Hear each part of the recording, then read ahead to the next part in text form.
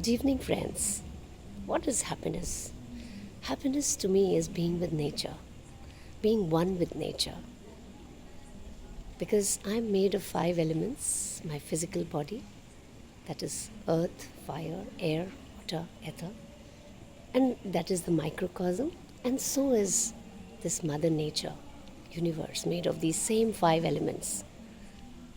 That is the macrocosm. So there's a beautiful relationship between her and me. I believe it's like mother and child. And what can I do? I can just close my eyes,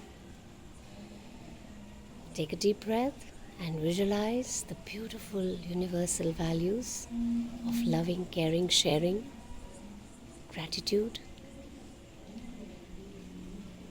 being one with them, internalizing, letting them travel to all parts of me, all my 5 koshas, my physical body, my heart, my mind, my brain, my pran, my spirit, and just being one with it.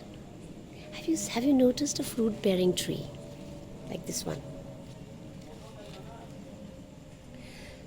The more fruits it has, the lower it bends. The lower it bends. Such humility. I just therefore love being with Mother Universe, being one with her, and that I believe that's sheer happiness. That's real, true happiness,